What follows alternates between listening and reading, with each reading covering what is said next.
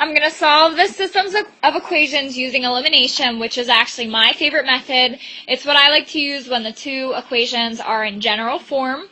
So what I'm trying to do is either get the x's to cancel out and eliminate, essentially, or the y's to cancel out.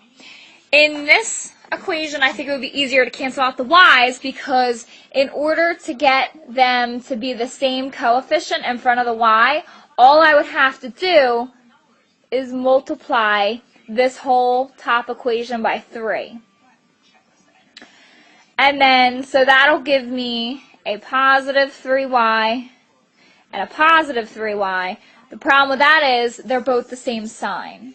Okay, because when I go to combine all the terms, positive 3y plus positive 3y, they don't cancel out. They give me a 6y. They'll just give me another variable that I don't want. I'm trying to eliminate the y terms.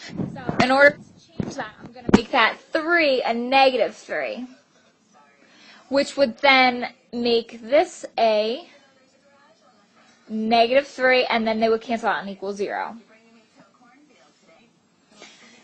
So I'm going to take that negative 3 and multiply it to every term in the first equation. So negative 3 times negative 7 is positive 21x. Negative 3 times positive y gives me a negative 3y, like we said. And then negative 3 times negative 19 gives me a positive 57. And since I didn't do anything to the bottom equation, I'm just going to go ahead and bring that over and write it underneath so it's all lined up. Now I'm going to draw my line and my plus sign because I'm combining or adding all the terms.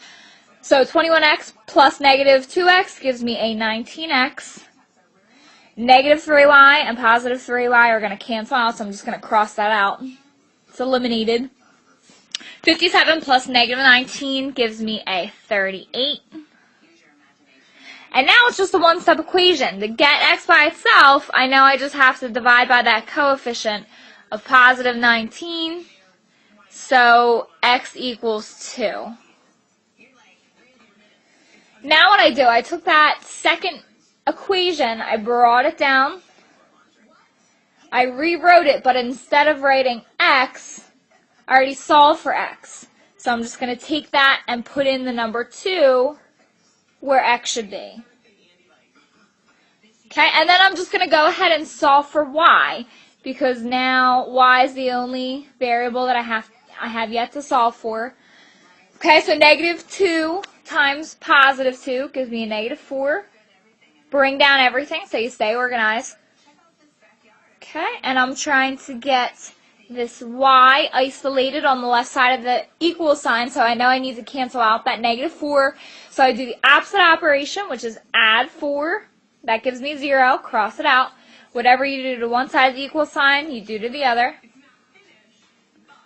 So that gives me a negative 19 plus 4, which gives me a negative 15. Bring down the 3y. Now I just have to solve for y by dividing out that coefficient of 3. That's going to cancel out, and y is going to give me a negative 5. So that's where the two lines, the two linear equations, intersect on the coordinate plane. So I'm going to write that in an ordered pair form. X is first, so 2 is going to come first, and then y is second, so my negative 5 comes second. So that's the point that they intersect, the two linear equations.